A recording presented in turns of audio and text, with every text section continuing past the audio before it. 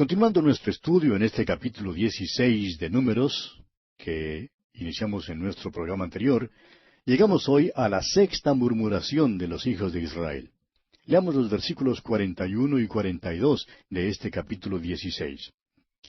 El día siguiente, toda la congregación de los hijos de Israel murmuró contra Moisés y a Aarón, diciendo, Vosotros habéis dado muerte al pueblo de Jehová.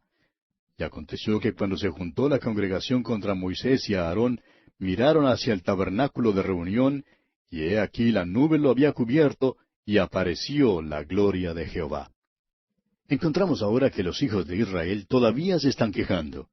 Los rebeldes habían sido juzgados, y ahora les echan la culpa a Moisés y a Aarón. Pero es muy claro que Moisés y Aarón no lo hicieron. Fue Dios mismo quien lo hizo.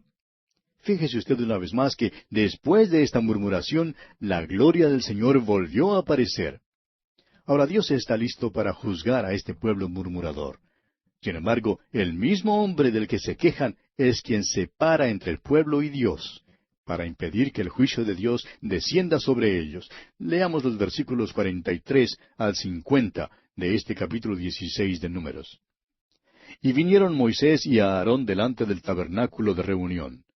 Y Jehová habló a Moisés diciendo, Apartaos de en medio de esta congregación, y los consumiré en un momento. Y ellos se postraron sobre sus rostros.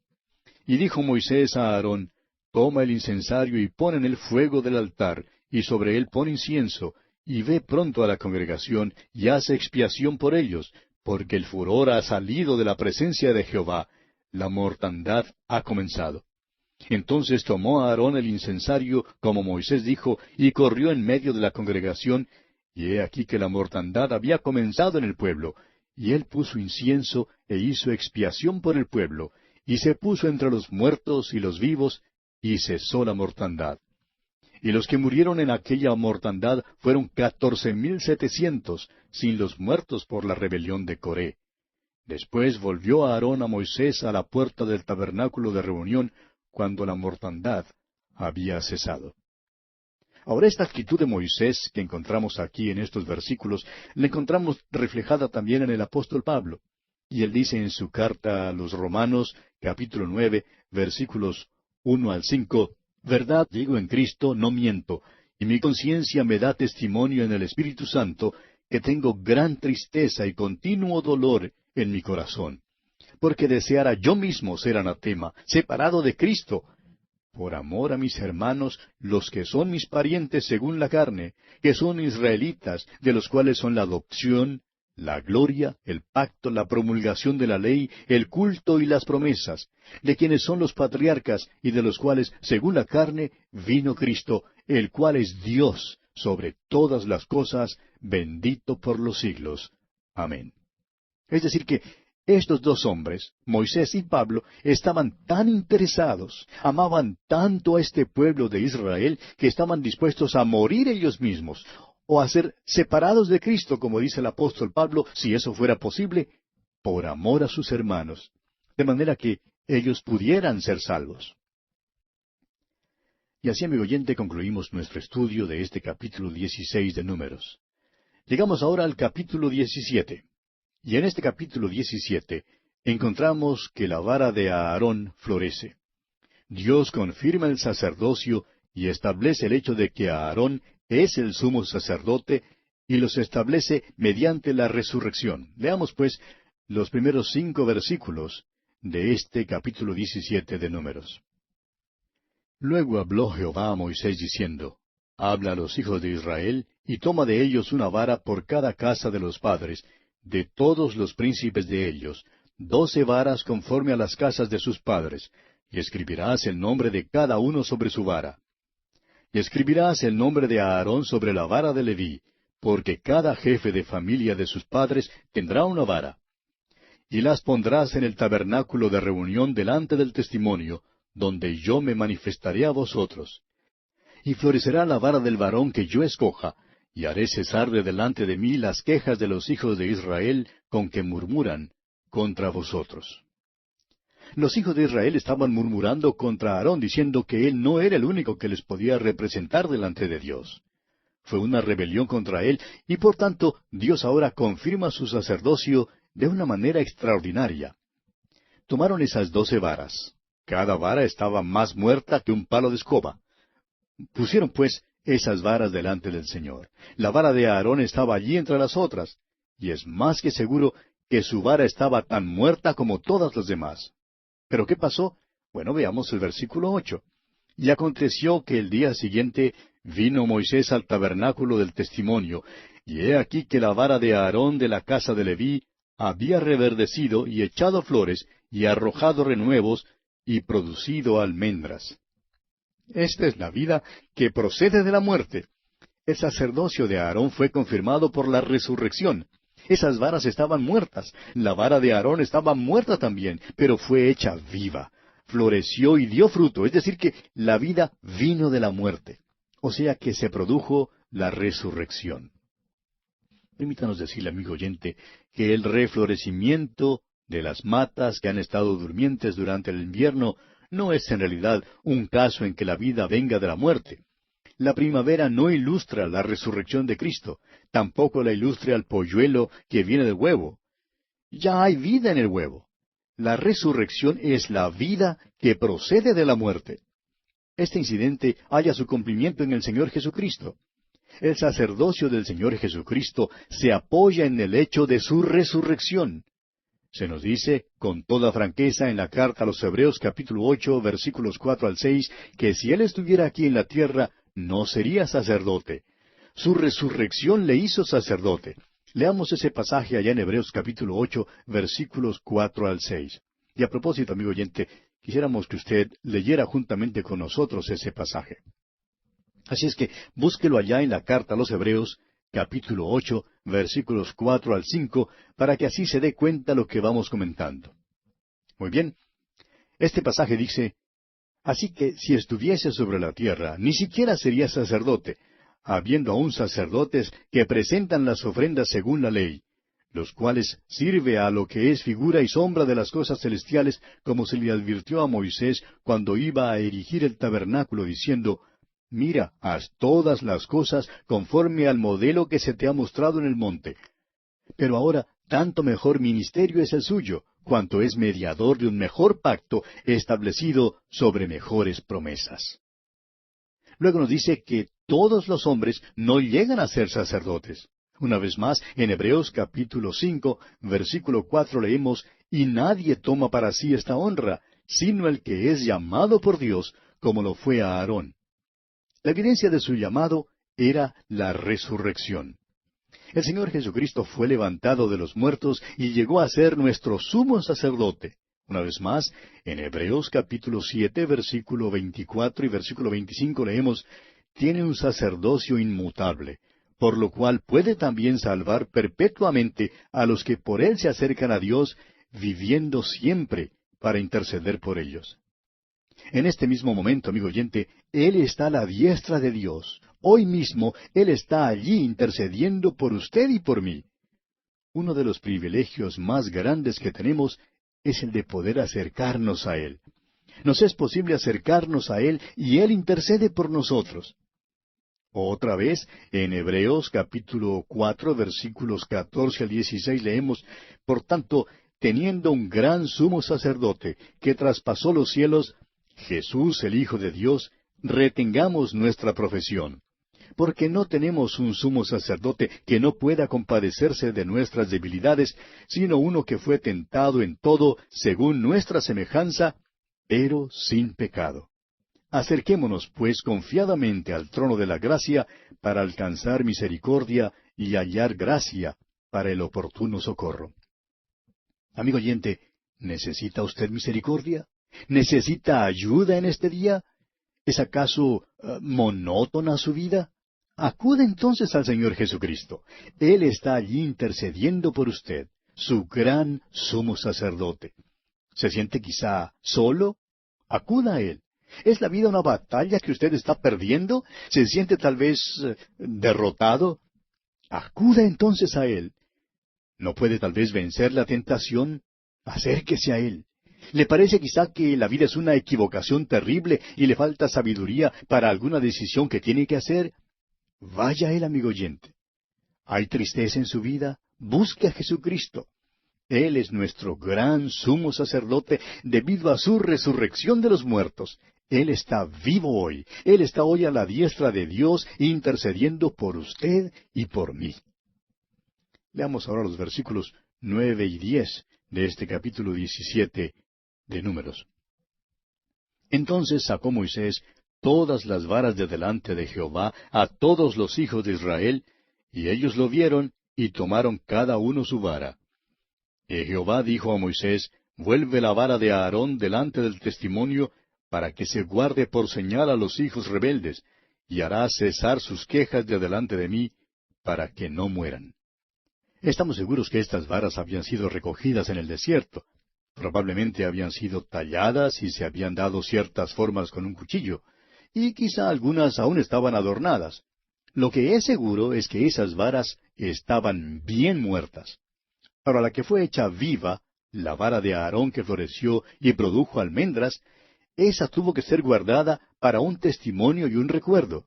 Esta vara era una de las tres cosas que se guardaban en el arca del pacto, como lo dice el escritor a los Hebreos en el capítulo 9, versículo 4. Y el arca del pacto, cubierta de oro por todas partes, en la que estaba una urna de oro que contenía el maná, la vara de Aarón que reverdeció, y las tablas del pacto. Permítanos, amigo oyente, poner énfasis una vez más en el hecho de que tenemos en este día un Cristo viviente. Vive siempre para interceder por nosotros. Nos apoyamos en un Cristo que vive desde su resurrección. Es decir, no nos apoyamos en su vida terrenal. El hecho es que su vida impecable en la tierra condena nuestra vida pecadora. No, nos apoyamos en la vida resucitada de Cristo.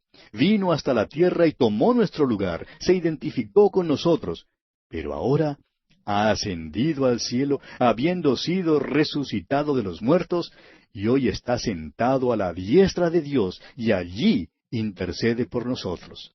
Eso, amigo oyente, es de suma importancia. Es en realidad la cosa más importante en todo el mundo. Y así pues concluye nuestro estudio del capítulo 17 de Números. Llegamos ahora al capítulo 18. En este capítulo tenemos la confirmación del sacerdocio. Estamos estudiando una porción del libro de Números que abarca los capítulos 16 al 19. Y en el capítulo 16 vimos la rebelión de Coré y de los 250 príncipes de Israel contra la autoridad constituida de Moisés y de Aarón. Y vimos cómo Dios juzgó a esos rebeldes, con un juicio muy severo, porque su rebelión realmente era contra Dios. Luego hubo repercusiones en todo el campamento y una murmuración del pueblo porque creían que el juicio había sido demasiado duro. Nos parece escuchar a uno de ellos decir, bueno, después de todo, estos eran hombres de una personalidad atrayente, eran los líderes de Israel. Pero, amigo oyente, estas personas que hablaban así no tenían realmente ningún discernimiento espiritual y por eso culparon a Moisés. Pero Moisés no era más culpable de su muerte que lo que era Simón Pedro de la muerte de Ananías y Zafira. En realidad, creemos que Moisés mismo estuvo muy sorprendido por lo que sucedió. Vimos entonces que descendió una plaga sobre el pueblo debido a su murmuración. Moisés entonces se paró entre los vivos y los muertos, llegando así a ser su verdadero intercesor. Luego en el capítulo 17 vimos cómo Dios testificó del sacerdocio de Aarón mediante la resurrección. Causó que la vara de Aarón floreciera y hasta produjera almendras. Ahora aquí en el capítulo 18 veremos que Dios halla que es necesario confirmar el sacerdocio. Comencemos entonces leyendo los primeros 2 versículos de este capítulo 18 de Números. Jehová dijo a Aarón, tú y tus hijos y la casa de tu padre contigo llevaréis el pecado del santuario, y tú y tus hijos contigo llevaréis el pecado de vuestro sacerdocio. Y a tus hermanos también, la tribu de Leví, la tribu de tu padre, haz que se acerquen a ti y se junten contigo y te servirán. Y tú y tus hijos contigo serviréis delante del tabernáculo del testimonio. Dios les está diciendo a los levitas que ellos son responsables de lo que ha ocurrido. Ahora debemos recordar que Coré era levita. La rebelión pues se originó en la tribu de Leví. Dios entonces les dice que ellos son los responsables. Amigo oyente, usted y yo somos responsables hoy en día de nuestro testimonio cristiano, de nuestras familias y de nuestra iglesia. A mucha gente le gusta asumir una actitud de creerse más santos que otros y luego desprecian a la iglesia y hablan de cómo la iglesia se va a la apostasía. Ahora es verdad que la iglesia se va a la apostasía, pero esto también es verdad. Cuando hay pecado en la iglesia, usted y yo, amigo oyente, somos responsables hasta cierto grado. Si hay pecado en nuestras vidas, si hay pecado en nuestra familia, no podemos escapar a esa responsabilidad. Y esto es lo que Dios le está diciendo a Aarón aquí. Aarón no puede mirar todo lo que está pasando entre los levitas y asumir una actitud de ser más santo que los demás. Aarón no puede elevarse a sí mismo para tratar de hacer notar que él es el elegido de Dios, a quien Dios ha escogido para servir como sumo sacerdote. El hombre de Dios, amigo oyente, debe andar con humildad. El hombre de Dios tiene que asumir su responsabilidad.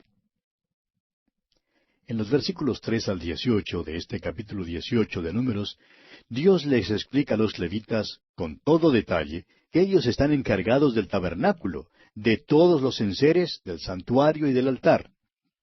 Luego Dios describe con gran detalle también la porción de las ofrendas que pertenecen al sacerdocio.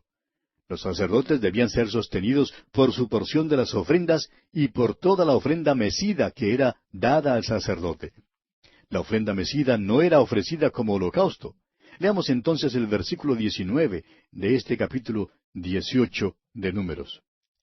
Todas las ofrendas elevadas de las cosas santas que los hijos de Israel ofrecieran a Jehová, las he dado para ti y para tus hijos y para tus hijas contigo por estatuto perpetuo. Pacto de sal perpetuo es delante de Jehová para ti y para tu descendencia contigo. Así era como se sellaba un pacto en aquel entonces.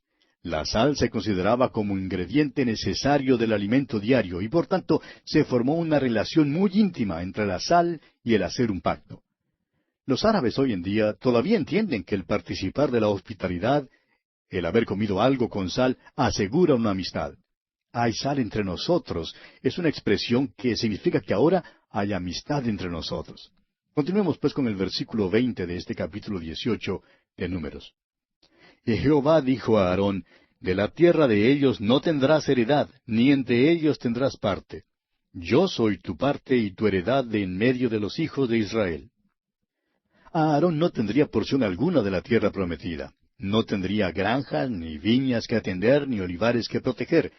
Dios mismo sería su herencia. Ahora permítanos aclarar algo aquí, amigo oyente, que es necesario. Los hermanos deben pagarle a su pastor, deben pagarle al que les da alimento espiritual. El hombre que pasa todo su tiempo repartiendo el alimento espiritual no puede trabajar en una granja, ni en el campo, ni en la oficina. Es cosa trágica ver que muchos de los mejores pastores de Dios tienen que tomar un trabajo secular para poder sobrevivir. El ministerio sufre y la iglesia, amigo oyente, también sufre. Ahora reconocemos que hay ciertos problemas que tiene que enfrentar el que decide depender del Señor para su sostén diario. Pero también es cosa maravillosa. El salmista David dijo en el Salmo 16, versículo 5, Jehová es la porción de mi herencia y de mi copa, tú sustentas mi suerte. Es maravilloso, amigo oyente, tener a Dios como su herencia y tenerlo como pagador y acudir solo a Él. Realmente es una posición gloriosa en la cual estar. Y bien, aquí nos detenemos por esta ocasión, ya que nuestro tiempo se ha agotado.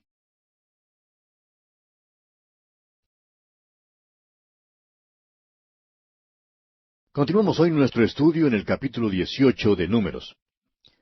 Y decíamos en nuestro programa anterior que Aarón no tendría porción alguna de la tierra prometida. Es decir, que los levitas no tendrían granjas, ni viñas que atender, ni olivares que proteger, sino que Dios mismo sería su herencia. Aclaramos además que los hermanos en las iglesias debían pagar a su pastor. Deben pagarle a quien les da el alimento espiritual, porque el hombre que pasa todo su tiempo repartiendo el alimento espiritual no puede trabajar en una granja, ni en el campo, ni en una oficina para sostenerse. Es trágico ver cómo muchos de los mejores pastores que Dios tiene tienen que tomar un trabajo secular para poder sobrevivir. Y esto va en detrimento del ministerio, amigo oyente. La iglesia sufre. Ahora, claro que hay ciertos problemas que tiene que enfrentar quien decide depender del Señor para su sostén diario. Pero también es una cosa maravillosa. El salmista David dijo en el Salmo 16, versículo 5, Jehová es la porción de mi herencia y de mi copa. Tú sustentas mi suerte. Es maravilloso tener a Dios como su herencia y tenerlo como pagador y acudir solo a Él. Realmente es una posición gloriosa en la cual estar. Bueno, en los versículos 21 al 23, con los cuales vamos a comenzar hoy, el Señor continúa dirigiéndose a los levitas y les dice, versículos 21 al 23 de este capítulo 18 de Números, Y he aquí, yo he dado a los hijos de Leví todos los diezmos en Israel por heredad, por su ministerio, por cuanto ellos sirven en el ministerio del tabernáculo de reunión. Y no se acercarán más los hijos de Israel al tabernáculo de reunión, para que no lleven pecado por el cual mueran. Mas los levitas harán el servicio del tabernáculo de reunión, y ellos llevarán su iniquidad, estatuto perpetuo para vuestros descendientes, y no poseerán heredad entre los hijos de Israel. Tenemos aquí la posición de los levitas. Debían servir en el tabernáculo de la congregación, debían ser sostenidos por el diezmo en Israel. Y esto significaba que los levitas también debían andar por la fe. Ahora muchas veces surge la pregunta en cuanto a si los predicadores, los misioneros y los miembros de la junta de las iglesias deben ofrendar a la iglesia. Y notamos hoy en día que hay muchísimas personas que creen que no deben ofrendar. Y quisiéramos decir unas palabras en cuanto a esto. Estamos aquí tratando reglas y reglamentos en la ley mosaica. Ahora es verdad que hoy en día no vivimos bajo el sistema mosaico. Sin embargo, creemos que estas reglas nos presentan algunos de los grandes principios que deben guiar nuestra manera de vivir. Son como mapas de carretera, digamos, para ayudarnos en estas tareas dudosas. Leamos pues el versículo 26 de este capítulo 18 de Números. Así hablarás a los levitas y les dirás, Cuando toméis de los hijos de Israel los diezmos que os he dado de ellos por vuestra heredad, vosotros presentaréis de ellos en ofrenda mecida a Jehová el diezmo de los diezmos. Y Dios continúa hablándoles hasta el final del capítulo sobre las ofrendas que ellos debían dar. Dios les dijo a los levitas que debían dar la 10ª parte de lo que recibían. Permítanos decir, amigo oyente, que creemos que el obrero cristiano, no importa quién sea, ya sea misionero, predicador, evangelista, miembro de la junta directiva de la iglesia, lo que sea, debe dar también para la obra del Señor. Creemos que debe dar a su iglesia. Hemos observado cómo muchas iglesias, cuando se pasa el plato en el cual se reciben las ofrendas, lo llevan hasta la plataforma y allá el pastor y los demás que estén allí también ofrendan. Y esto nos parece procedente y apropiado. Es muy importante, amigo oyente, porque sirve de ejemplo a la congregación. El Dr. McGee nos cuenta que es práctica de, a través de la Biblia en el idioma inglés, enviar libritos y cintas a los misioneros y a los obreros cristianos sin cobrarles nada. Pero ¿sabe usted que la mitad de ellos los pagan? Un misionero, nos dice el Dr. McGee, estaba de vacaciones una vez y empezó a sintonizar el programa. Estaba desanimado y la verdad es que creía que estaba perdiendo su fe. Empezó pues a escuchar los programas y nunca perdió ni un solo programa. Un día fue a las oficinas para buscar cintas. Ahora el Dr. McGee dice que hicieron lo posible en otorgárselas en forma gratuita, pero él insistió en pagarlas. Pues bien, amigo oyente, este misionero se estaba guiando por el principio correcto. Es decir, este es el principio correcto, si es que uno tiene los medios con qué pagar. Ahora reconocemos que hay muchos obreros y misioneros que no tienen lo suficiente como para pagar. Y para ellos se les envía el material gratuitamente. Ahora, este capítulo 18 de Números es un capítulo muy práctico. Tiene un mensaje muy definido para nosotros en el día de hoy. Y así concluimos el estudio de este capítulo 18 de Números y llegamos ahora al capítulo 19. En este capítulo 19 tenemos la ofrenda y las cenizas de la vaca alazana. Llegamos ahora a una de las ofrendas más interesantes. Se llama la ofrenda de la vaca alazana y es algo realmente extraordinario. Leamos los primeros 2 versículos de este capítulo 19 de Números. Jehová habló a Moisés y a Aarón diciendo, Esta es la ordenanza de la ley que Jehová ha prescrito, diciendo, Di a los hijos de Israel que te traigan una vaca alazana, perfecta, en la cual no haya falta, sobre la cual no se haya puesto yugo. Ahora notamos que esta ofrenda debía ser un animal hembra, lo cual nos parece extraño, pero continuemos con los versículos 3 al 8. Y la daréis a Eleazar el sacerdote, y él la sacará fuera del campamento, y la hará degollar en su presencia. Y Eleazar el sacerdote tomará de la sangre con su dedo, y rociará hacia la parte delantera del tabernáculo de reunión con la sangre de ella 7 veces. Y hará quemar la vaca ante sus ojos, su cuero y su carne y su sangre con su estiércol hará quemar. Luego tomará el sacerdote madera de cedro, e hisopo y escarlata, y lo echará en medio del fuego en que arde la vaca. El sacerdote lavará luego sus vestidos, lavará también su cuerpo con agua, y después entrará en el campamento, y será inmundo el sacerdote hasta la noche. Asimismo, el que la quemó lavará sus vestidos en agua, también lavará en agua su cuerpo, y será inmundo hasta la noche. Ahora, ¿cuál es el motivo de todo esto, amigo oyente? Bueno, veamos el versículo 9. Y un hombre limpio recogerá las cenizas de la vaca, y las pondrá fuera del campamento en lugar limpio, y las guardará a la congregación de los hijos de Israel, para el agua de purificación, es una expiación. Y pasando ahora a los versículos 17 al 19, encontramos para qué servía todo esto. Versículo 17 dice, Y para el inmundo tomarán de la ceniza de la vaca quemada de la expiación, y echarán sobre ella agua corriente en un recipiente.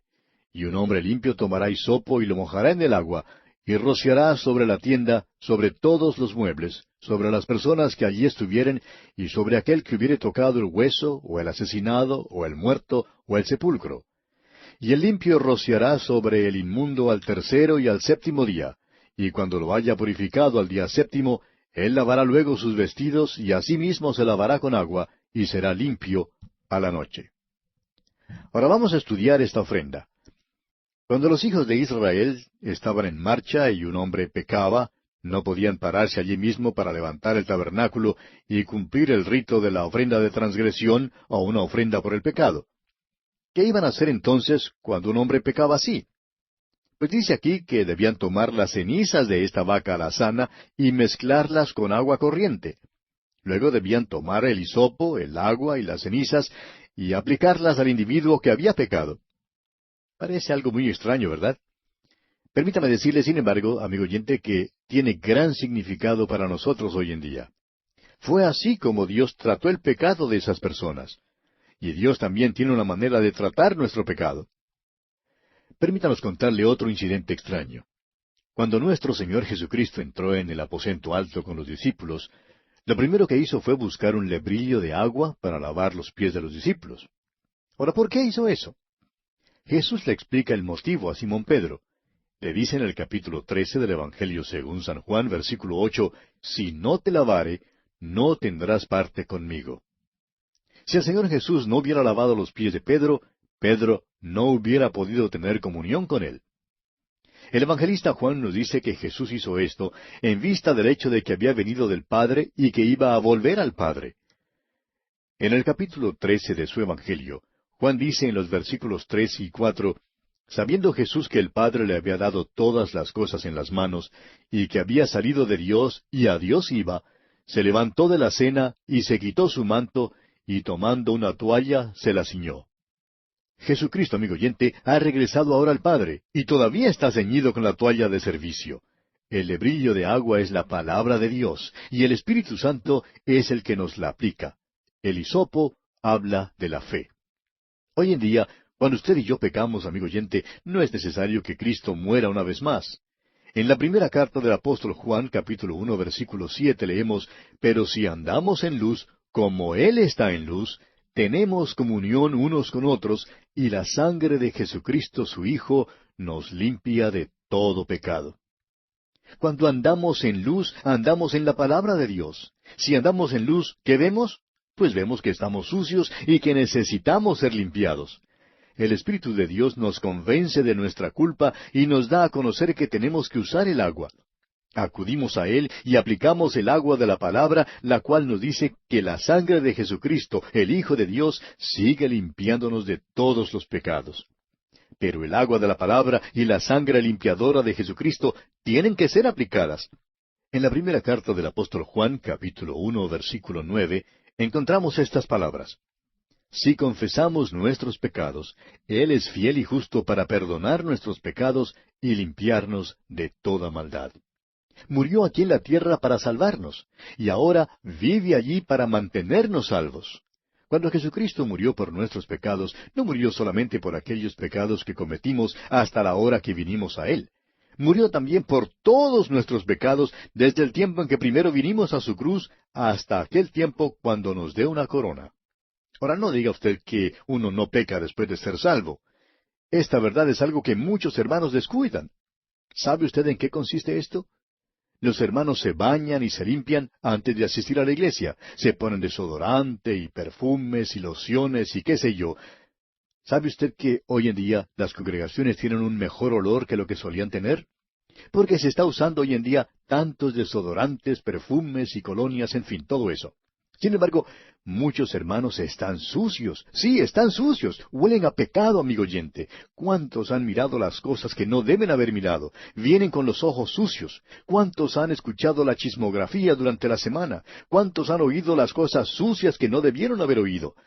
Vienen con las orejas sucias. Algunas vienen con las manos sucias porque han hecho cosas que no debían haber hecho. Otros tienen los pies sucios por haber caminado por donde no debían haber andado.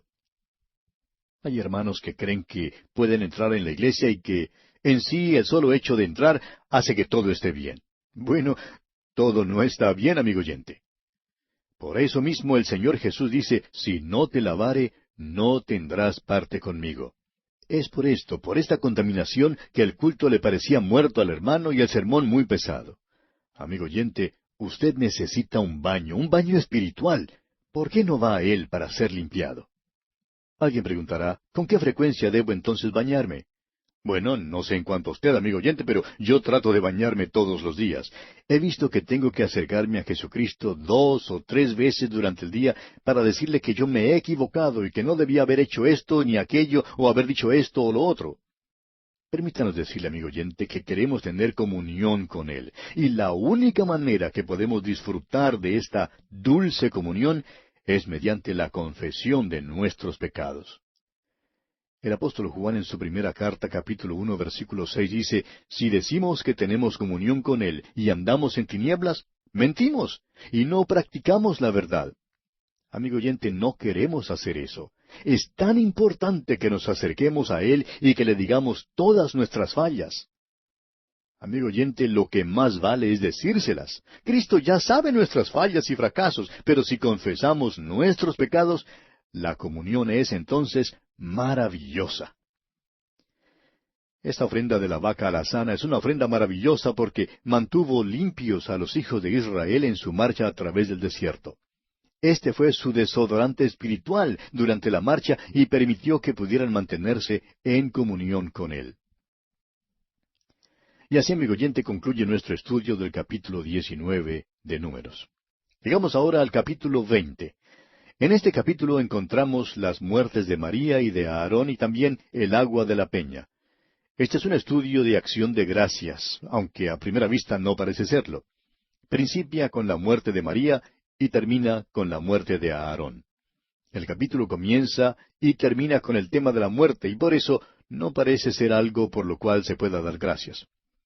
Este capítulo contiene la muerte de María, el pecado de Moisés, el pecado de Edom y la muerte de Aarón. Y hasta aquí todo esto no parece ser nada conducente a la acción de gracias. Sin embargo, este es un capítulo importante porque marca el fin del extravío de los hijos de Israel y el principio de su marcha hacia la tierra prometida. Por eso es causa de acción de gracias. Esta sección, desde el capítulo 14 hasta el capítulo 20, es la sección que trata de los 40 años de extravío en el desierto. Y no nos cuenta mucho. En realidad tenemos aquí solo muy pocos incidentes. Pues el hecho es que no hay nada que contar. Han estado fuera de la voluntad de Dios. Solo hacían cosas que valían algo cuando andaban en la voluntad de Dios.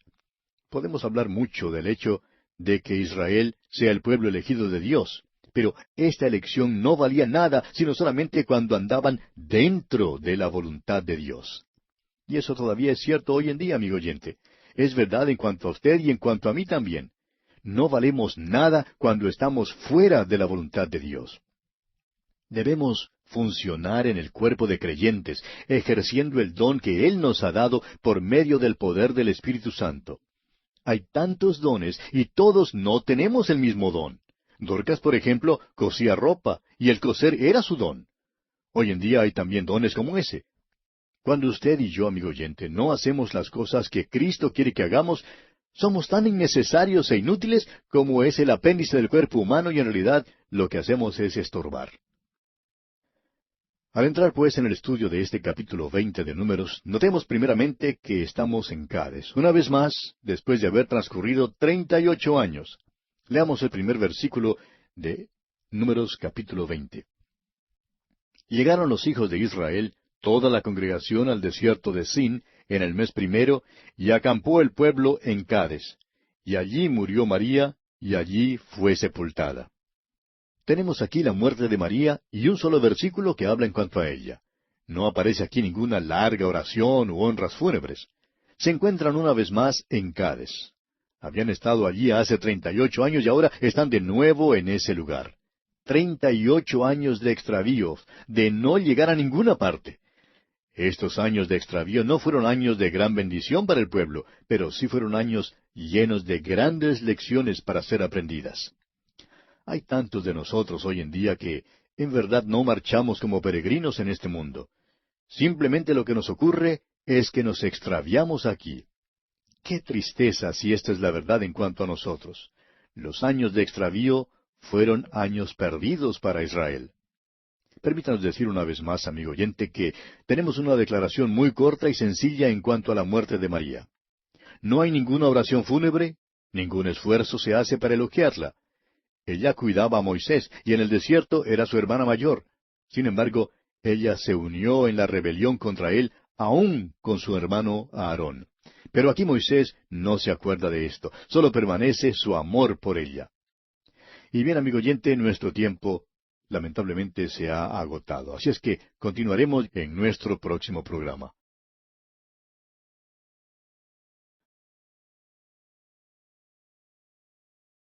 En nuestro programa anterior comenzamos a estudiar el capítulo 20 de Números. Y al entrar en el estudio de este capítulo 20, notamos en primer lugar que María, la hermana de Moisés, muere y es sepultada. Y solamente un versículo habla en cuanto a ella. No aparece aquí ninguna larga oración u honras fúnebres. Además, notamos que los israelitas están una vez más en Cades. Habían estado allí 38 años antes y ahora están una vez más en Cades. 38 años de extravío, de no llegar a ninguna parte. Estos años de extravío no fueron años de gran bendición para el pueblo de Israel, pero sí fueron años llenos de grandes lecciones para ser aprendidas. Tantos de nosotros hoy en día, amigo oyente, no marchamos como peregrinos en este mundo. Simplemente lo que nos ocurre es que nos extraviamos aquí. Qué tristeza si esto es verdad en cuanto a nosotros. Los años de extravío fueron años perdidos para Israel.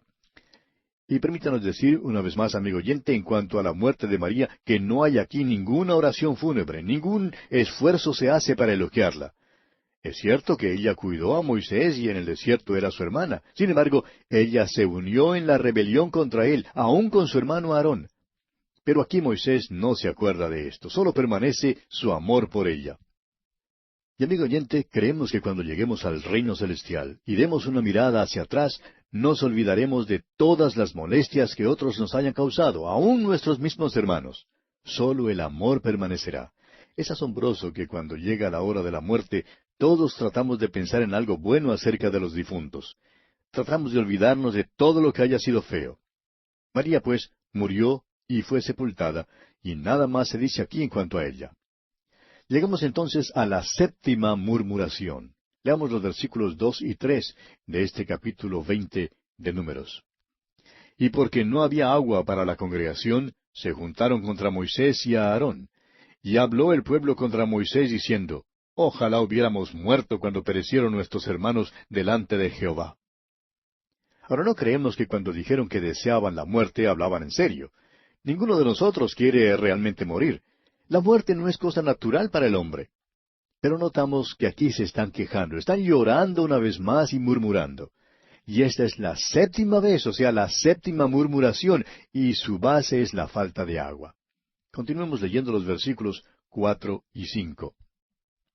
¿Por qué hiciste venir la congregación de Jehová a este desierto para que muramos aquí nosotros y nuestras bestias? ¿Y por qué nos has hecho subir de Egipto para traernos a este mal lugar? No es lugar de sementera, de higueras, de viñas, ni de granadas, ni aun de agua para beber. Escúchelos usted, amigo oyente, siguen con su queja. Y aquí están otra vez en Cades, donde antes habían fallado, y ya están quejándose de que no hay nada aquí. Bueno, la tierra que fluye leche y miel les quedaba por delante, amigo oyente. No estaba allí. De todos modos, aquí no es donde van a entrar en aquella tierra. Ahora, no interesa realmente, amigo oyente, dónde esté usted hoy en día, ni quién sea.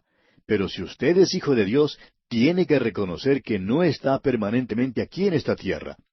Todos somos simplemente peregrinos que estamos pasando por este mundo y que no estaremos en un solo lugar por mucho tiempo.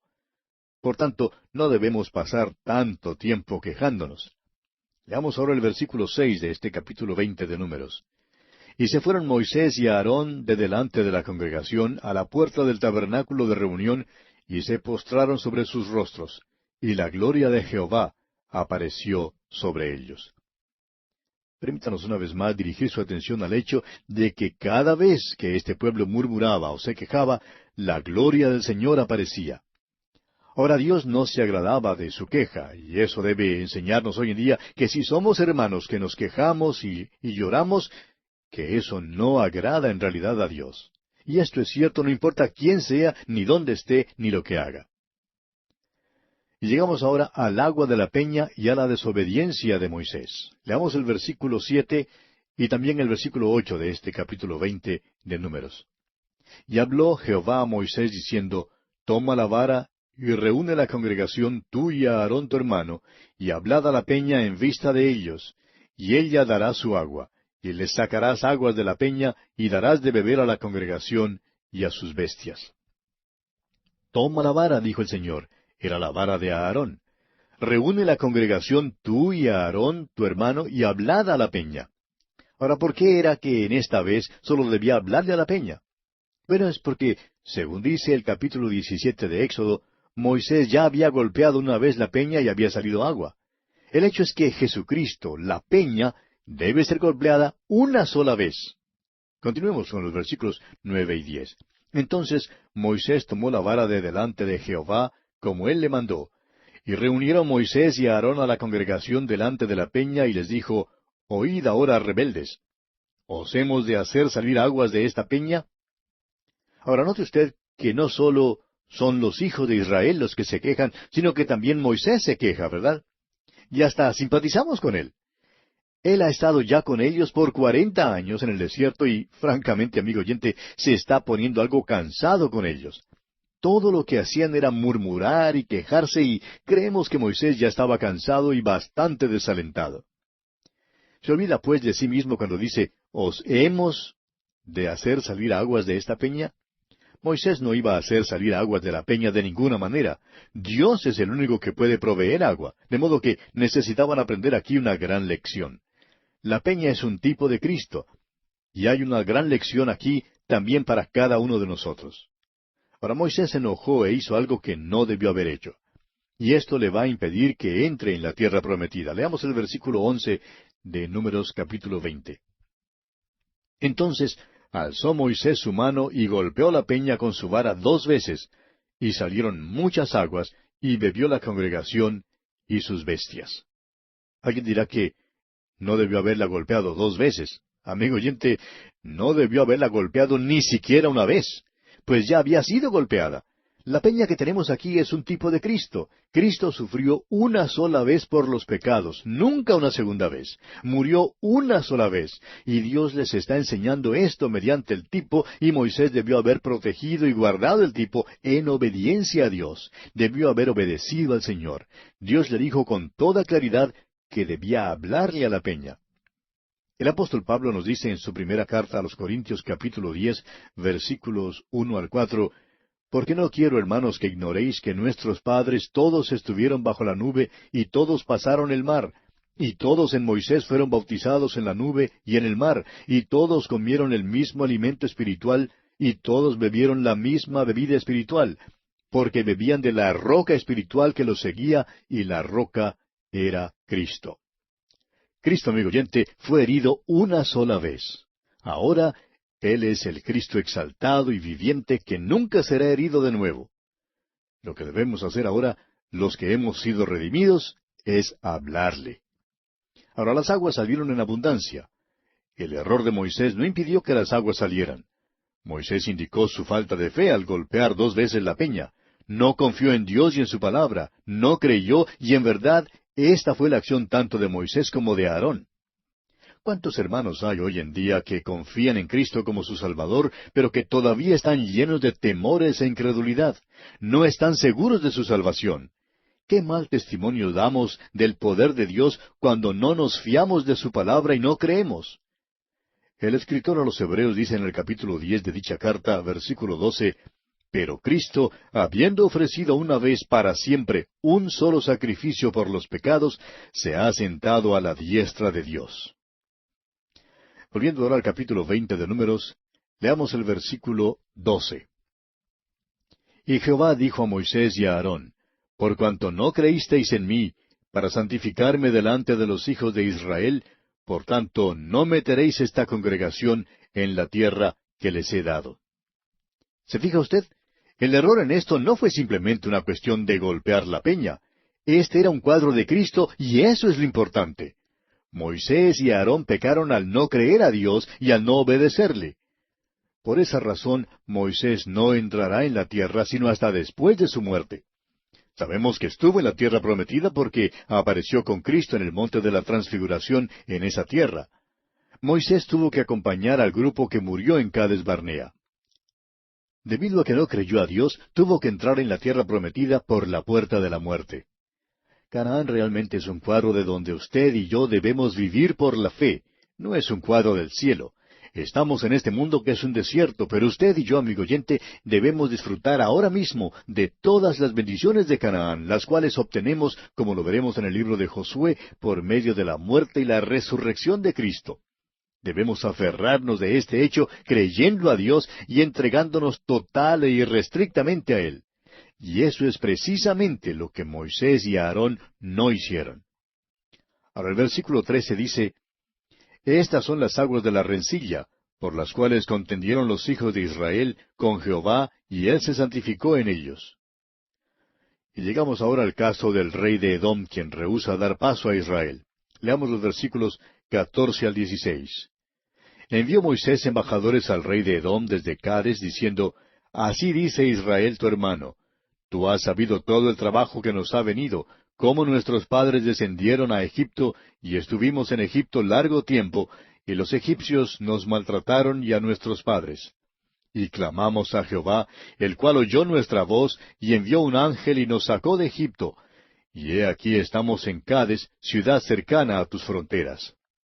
Moisés les da una pequeña historia de su nación, y luego les pide permiso para pasar por su tierra. Continuemos con el versículo 17. Te rogamos que pasemos por tu tierra. No pasaremos por labranza, ni por viña, ni beberemos agua de pozos, por el camino real iremos, sin apartarnos a diestra ni a siniestra, hasta que hayamos pasado tu territorio. Ahora esta es una petición expresada con palabras suaves y bondadosas. Edom era hermano de Israel, y Moisés les recuerda este hecho. Pero vemos que Edom le responde en el versículo 18, Edom le respondió, no pasarás por mi país, de otra manera saldré contra ti armado. Los hijos de Israel, una vez más, en el versículo 19, le dicen a Edom que tenían con ellos su ganado y sus pequeñitos, y que sólo deseaban pasar. Una vez más le aseguraron que no tomarían nada ni dañarían la tierra. Pero él respondió en los versículos 20 al 22, pero él respondió, no pasarás. Y salió Edom contra él con mucho pueblo y mano fuerte. No quiso pues Edom dejar pasar a Israel por su territorio, y se desvió Israel de él. Y partiendo de Cades, los hijos de Israel, toda aquella congregación, vinieron al monte de Hor. Ahora toman una ruta tortuosa, la cual quizá no habría sido necesario tomar si hubieran recibido permiso para pasar por Edom. Pero en realidad creemos que Moisés se equivocó aquí. Moisés debió haber seguido la nube. Él no tenía que preocuparse. Dios había prometido guiarle y dirigirle. En lugar de pedir permiso a Edom para pasar por su tierra, debió simplemente haber seguido la nube. Creemos que la columna de nube les habría dirigido de tal manera que nunca habrían peleado contra Edom. Creemos que este es un caso de correr adelantado del Señor. Y tememos que hoy en día también somos muchos los que actuamos de esta manera. Y llegamos ahora a la muerte de Aarón, y esto nos trae al fin del capítulo 20, el cual termina con una nota de tristeza. Pero hay lecciones muy preciosas en este capítulo para usted y para mí, amigo oyente. Leamos pues los versículos 23 y 24 de este capítulo 20 de Números. Y Jehová habló a Moisés y a Aarón en el monte de Hor, en la frontera de la tierra de Edom, diciendo, Aarón será reunido a su pueblo, pues no entrará en la tierra que yo di a los hijos de Israel, por cuanto fuisteis rebeldes a mi mandamiento en las aguas de la rencilla. ¿Sabe usted que hay muchos hermanos hoy en día que son salvados, pero quienes nunca disfrutan de los frutos de la salvación y no tienen paz del Espíritu en sus propias vidas? No saben lo que es andar en comunión con el Señor Jesús. Ahora, no cree usted que dudamos ni siquiera por un momento de que son salvos. Aarón era típico de este tipo de vida. Tenía 40 años de experiencia dura en el desierto, pero nunca sabía lo que era sentarse y disfrutar de los frutos de la tierra prometida. No sabía lo que era beber la leche y comer la miel en esa tierra que fluía leche y miel. ¿Y cuántos de nosotros, amigo oyente, perdemos lo que nos corresponde en esa misma manera? Continuemos ahora con los versículos 25 al 29. Toma a Aarón y a Eleazar su hijo, y hazlos subir al monte de Hor, y desnuda a Aarón de sus vestiduras, y viste con ellas a Eleazar su hijo, porque Aarón será reunido a su pueblo, y allí morirá. Y Moisés hizo como Jehová le mandó, y subieron al monte de Hor a la vista de toda la congregación. Y Moisés desnudó a Aarón de sus vestiduras, y se las vistió a Eleazar su hijo. Y Aarón murió allí en la cumbre del monte, y Moisés y Eleazar descendieron del monte. Y viendo toda la congregación que Aarón había muerto, le hicieron duelo por 30 días todas las familias de Israel. Hay una preciosa lección aquí para nosotros. Esta fue una experiencia muy triste para el pueblo de Israel. Sin embargo, tiene algo para nosotros hoy en día que debe impulsarnos a dar una nota de acción de gracias. Los israelitas le hicieron duelo a Aarón por 30 días. Creemos que había muchos en esa compañía que habían visitado a Aarón, el sumo sacerdote. Conocían a Aarón y Aarón les conocía a ellos. Y creemos que muchos venían con sus sacrificios y le preguntaban a Aarón, ¿crees que Dios me perdonará? Y creemos que entonces Aarón les consolaba y les decía que nuestro Dios es un Dios bondadoso y misericordioso. Luego él, como sumo sacerdote, ofrecía el sacrificio por ellos. Bueno, ahora vieron bajar a Eleazar vestido con las vestimentas de Aarón. Aarón había muerto.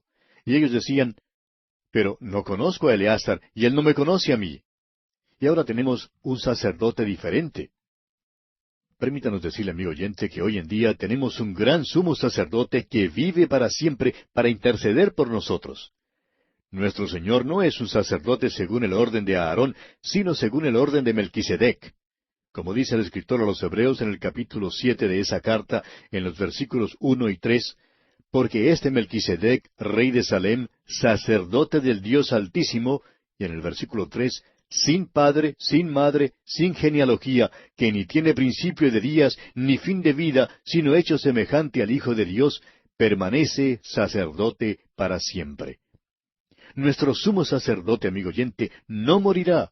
Murió una vez aquí por nosotros, pero siempre estará allí por nosotros. Siempre podemos depender de Él. Nos conoce personalmente a cada uno de nosotros, y nos es posible conocerle a Él. Conocerle, amigo oyente, es poseer la vida eterna. Conocerle nos ocupará por toda la eternidad y nunca cambiará. Y esto es algo de lo cual sí podemos dar gracias. Tenemos un Salvador a quien podemos acercarnos en cualquier tiempo. Y así, amigo oyente, concluimos nuestro estudio de este capítulo 20 de Números. En nuestro próximo programa, Dios mediante, comenzaremos nuestro estudio del capítulo 21.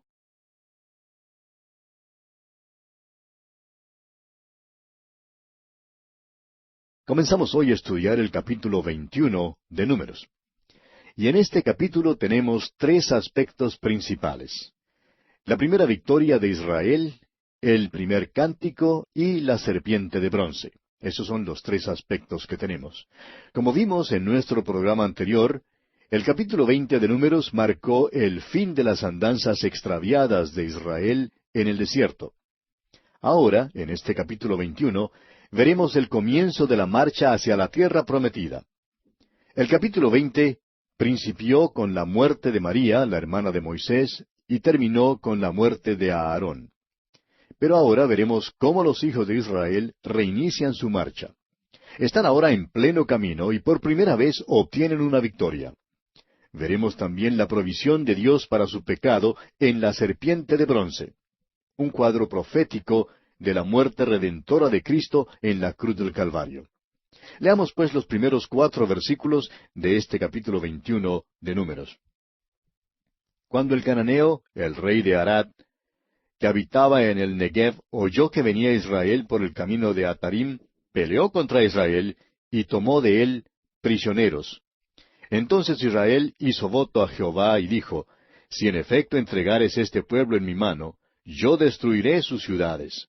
Y Jehová escuchó la voz de Israel, y entregó al cananeo, y los destruyó a ellos y a sus ciudades, y llamó el nombre de aquel lugar Horma. Después partieron del monte de Hor, camino del Mar Rojo, para rodear la tierra de Edom, y se desanimó el pueblo por el camino. Esta es su primera victoria después de su larga marcha a través del desierto. Dios les dio esta victoria. Y tienen que viajar por el monte Hor, camino del Mar Rojo. No pueden pasar por la tierra de Edom y por lo tanto tratan de tomar una ruta tortuosa para rodear esa tierra. Al hacer esto, se desaniman. Estando en su condición de desaliento, comienzan a quejarse, a llorar y a murmurar. Y tememos que esto es algo característico hoy en día, amigo oyente, de muchos de nosotros. ¿No hacemos nosotros lo mismo? Nos quejamos y murmuramos, y llegamos entonces a la octava murmuración. Leamos el versículo 5 de Números 21. Y habló el pueblo contra Dios y contra Moisés. ¿Por qué nos hiciste subir de Egipto para que muramos en este desierto? Pues no hay pan ni agua, y nuestra alma tiene fastidio de este pan tan liviano. Esta es la octava y la última murmuración de los hijos de Israel. Otra vez murmuran en cuanto al maná. Usted recordará que mencionamos que la gente extranjera era la que había impedido que el pueblo aceptara el maná más temprano en la marcha. El maná era un alimento maravilloso. Contenía todas las vitaminas, como ya lo hemos observado. Es interesante notar en cuanto a esto que el libro de Deuteronomio destaca el hecho de que sus pies no se hincharon.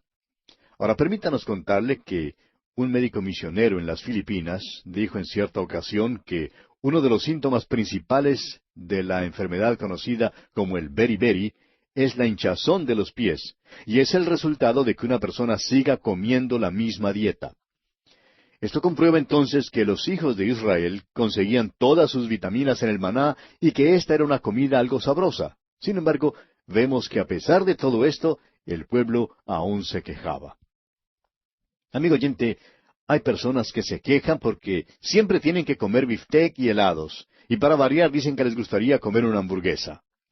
Es asombroso cuán fácil nos es quejarnos, y especialmente en cuanto a cualquier cosa que tenga que ver con las cosas de Dios. Los hermanos se quejan de la incomodidad de los bancos de la iglesia. Pero fíjese usted que los mismos hermanos asisten a un juego de fútbol y se sientan muy cómodos en los bancos duros del estadio y no dicen nada. Y aquellos bancos ni siquiera tienen respaldo. Se sientan allí por horas y nunca oímos que alguien se queje de la falta de comodidad. Ahora tenemos que confesar que quizá cuando nos escuchen predicar, pues se fijan más en los bancos, pero ¿no es interesante, amigo oyente, cómo lloramos y cómo nos quejamos en cuanto a estas cosas?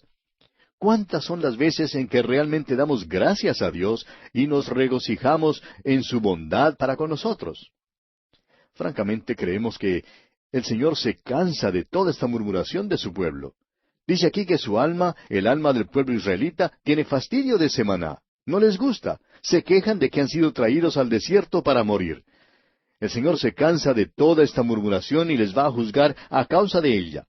Ahora no es necesario adivinar el significado de todo esto y la lección que encierra para nosotros. Cuando nuestro Señor hablaba con Nicodemo en aquella noche oscura, le dijo, según nos lo relata el Evangelio según San Juan, capítulo 3, versículos 14 al 16, diciendo, «Y como Moisés levantó la serpiente en el desierto, así es necesario que el Hijo del Hombre sea levantado, para que todo aquel que en él cree no se pierda, mas tenga vida eterna. Porque de tal manera amó Dios al mundo, que ha dado a su Hijo unigénito, para que todo aquel que en él cree no se pierda, mas tenga vida eterna». Ahora, ¿cómo fue levantado el Hijo del Hombre? Usted dirá, en la cruz. Sí, pero murió en la cruz de Barrabás. Barrabás era un ladrón y un asesino. Barrabás era culpable y digno de la pena de muerte. Pero Jesús no era culpable de nada. Nuestro Señor fue hecho pecado por nosotros. En esa cruz, Él no solamente tomó el lugar de Barrabás, sino también el lugar suyo y el lugar mío, amigo oyente. Dios mismo permitió esto y lo hizo porque nos ama infinitamente. Pero Dios, amigo oyente, no nos puede salvar solamente por su amor. Jesucristo no dijo que Dios amó tanto al mundo que salvó al mundo. De ninguna manera. Dios amó tanto al mundo que dio, note usted, que dio a su Hijo unigénito. Ahora, lo que Dios pide que usted haga, amigo oyente, es mirar y vivir. Mire a Cristo. Él toma allí en la cruz del Calvario el lugar suyo. Usted es pecador y es usted quien merece morir. Cristo no mereció morir, pero gracias a Dios, Él murió por usted y también por mí. En este pasaje encontramos que Moisés obedeció y elaboró esa serpiente de bronce y que los que la miraron vivieron, pero los que no la miraron murieron. Y hoy en día también el asunto es así de simple. Usted, amigo oyente que nos escucha, tiene solo dos alternativas. O bien está mirando a Cristo como su Salvador personal porque usted reconoce que es pecador, o no le está mirando del todo. Si no le está mirando, no importa cuántas veces haya sido usted bautizado, ni cuántas ceremonias usted haya cumplido, ni de cuántas iglesias sea usted miembro, ni quién sea su padre o su madre. Usted, amigo oyente, es un pecador perdido que va rumbo al infierno. Usted, amigo oyente, debe mirar al Salvador, al Señor Jesucristo. Su situación es así de simple. Pero permítanos decir, amigo oyente, que también es así de complicada. ¿Qué problemas, pues, nos creamos hoy en día? Preferimos mirarnos a nosotros mismos y a nuestras propias buenas obras. Preferimos confiar que, de alguna manera, nuestras buenas obras nos pueden ayudar. Nos es tan difícil confesar que somos pecadores y que debemos mirar a Cristo, confiando en Él como nuestro único y todo suficiente Salvador. Y llegamos ahora a la serpiente de bronce. Leamos los versículos 6 y 7 de este capítulo 21 de Números. Y Jehová envió entre el pueblo serpientes ardientes que mordían al pueblo, y murió mucho pueblo de Israel. Entonces el pueblo vino a Moisés y dijo, Hemos pecado por haber hablado contra Jehová y contra ti. Ruega a Jehová que quite de nosotros estas serpientes. Y Moisés oró por el pueblo. Esto hace resaltar el hecho de que eran pecadores. En realidad, esa es la única manera de comenzar las cosas con Dios. Amigo oyente, hoy en día hay tantos que tienen este mismo problema. Es que quieren comenzar con Dios como miembros respetables de alguna iglesia o como niñitos buenos. Amigo oyente, todos tenemos que comenzar con Dios como pecadores. La única manera en que Dios comenzará con nosotros es si nos reconocemos pecadores. El hecho es que Cristo murió por pecadores y Él ama a los pecadores. De modo que si usted, amigo oyente, no puede venir dentro de esa categoría, entonces Cristo no es para usted, porque Cristo vino solo a buscar y a salvar a los pecadores. Esto era entonces lo que los hijos de Israel tenían que hacer aquí, admitir ante Dios, hemos pecado. Y como lo vemos en este pasaje, están listos a confesar que han pecado contra el Señor y contra Moisés. Los israelitas no pueden solucionar sus dificultades mediante la realización de buenas obras. Tendrán que dar evidencia de su fe, pues en primer lugar, no tienen buenas obras, ni pueden acudir a Dios con la promesa de que de aquí en adelante serán buenos. Ya saben que no pueden cumplir tal cosa, pero sí pueden creer a Dios. Y como lo veremos ahora, Dios les permitirá que vengan a Él por la fe. Leamos entonces los versículos 8 y 9 de este capítulo 21 de Números. Y Jehová dijo a Moisés, hazte una serpiente ardiente y ponla sobre una asta, y cualquiera que fuere mordido y mirare a ella, vivirá. Y Moisés hizo una serpiente de bronce y la puso sobre una asta. Y cuando alguna serpiente mordía a alguno, miraba a la serpiente de bronce y vivía. Amigo oyente, tenemos aquí una lección maravillosa. Ellos tenían que mirar a la serpiente de bronce y ésta tenía que ser una mirada de fe. El hecho es que no la mirarían si no fuera con fe. Bien podemos imaginarnos a alguien diciendo que todo esto era una tontería. Querrían algo más tangible, que simplemente el volverse para mirar a una serpiente de bronce. Sin embargo, no dejaba de ser un hecho que si un hombre no miraba a la serpiente de bronce, pues moría. Volviendo ahora a la lectura de este capítulo 21 de Números, veamos los versículos 10 al 16. Estos describen el progreso del pueblo israelita en su marcha hacia la tierra prometida. Leamos primero los versículos 10 al 13. Después partieron los hijos de Israel y acamparon en Obot. Y partiendo de Obot, acamparon en Ijeabarim, en el desierto que está enfrente de Moab, al nacimiento del sol. Partieron de allí y acamparon en el valle de Sered. De allí partieron y acamparon al otro lado de Arnón, que está en el desierto y que sale del territorio del amorreo, porque Arnón es límite de Moab, entre Moab y el amorreo. Este río Arnón, creemos que usted lo ubicará sin dificultad en el mapa que aparece al final de muchas ediciones de la Biblia. Desemboca en el lado oriental del Mar Muerto, más o menos en su centro. Si usted mira este mapa, tendrá una buena idea sobre el progreso de los israelitas en estas etapas finales de su marcha hacia Canaán. Leamos ahora el versículo 14. Por tanto se dice en el libro de las batallas de Jehová, lo que hizo en el Mar Rojo y en los arroyos de Arnón. El libro de las batallas de Jehová. Esta es la única referencia a este libro en toda la Biblia. Se cree que puede ser algún libro poético, quizá escrito por Moisés, y algunos hasta creen que esto se refiere a los salmos escritos por Moisés. Continuemos ahora con los versículos 15 y 16. Y a la corriente de los arroyos que va a parar en Ar, y descansa en el límite de Moab. De allí vinieron a Beer, este es el pozo del cual Jehová dijo a Moisés, reúne al pueblo y les daré agua. El versículo 16 probablemente se refiere a un pozo que Moisés mandó a cavar siguiendo las instrucciones de Dios. Probablemente había un depósito de agua muy cercano a la superficie de la tierra, y así pudieron encontrar agua para satisfacer su sed con toda facilidad. Y llegamos ahora al primer cántico, que es un himno de acción de gracias. Ahora, ¿qué contraste presenta este himno con la murmuración constante que lo precede? Leamos este himno de alabanza, el Aleluya que aparece en los versículos 17 y la primera parte del versículo 18. Entonces cantó Israel este cántico: Sube, oh pozo, a él cantad. Pozo el cual cavaron los señores, lo cavaron los príncipes del pueblo, y el legislador con sus báculos. Este es un himno en el cual el pueblo expresa su agradecimiento a Dios por su provisión al suplirles agua para beber. Indica también este pasaje que esta labor de abrir el pozo fue un proyecto en el cual trabajaron tanto los nobles como los humildes. En la terminología de hoy, podríamos decir que fue una labor unida de los capitalistas y los obreros. Permítanos ahora leer solamente los versículos siguientes, hasta el versículo 20, los cuales describen la reanudación de la marcha del pueblo de Israel después que saciaron su sed.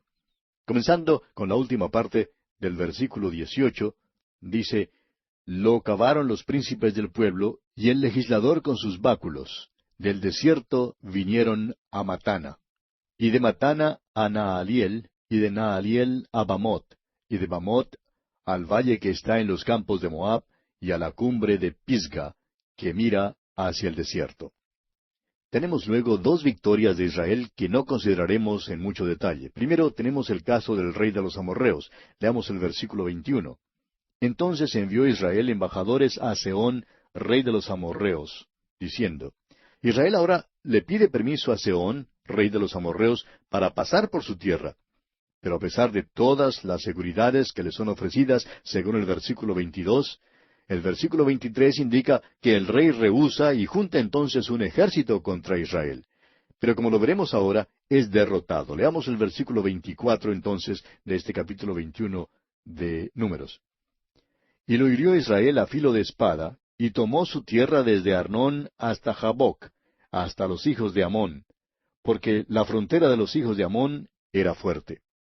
Y así Israel se apoderó de toda la tierra de los amorreos y tomó sus ciudades.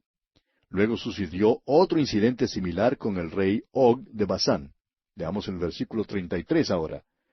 Y volvieron y subieron camino de Basán, y salió contra ellos Og, rey de Basán, él y todo su pueblo, para pelear en Edrei. El Señor le dijo a Moisés que no tuviera miedo a Og, rey de Basán. Y entonces el versículo final del capítulo 21 dice que Israel hirió a él, es decir, a este rey Og y a sus hijos y a todo su pueblo, y se apoderaron de la tierra de Basán. Los israelitas ahora sí están en marcha. Están cantando alabanzas a Dios y Dios les está dando la victoria.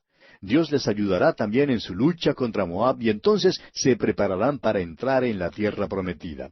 Sin embargo, todavía tenemos por delante todos los incidentes que se describen en el libro de Deuteronomio y que ocurren antes de que entren en la tierra prometida.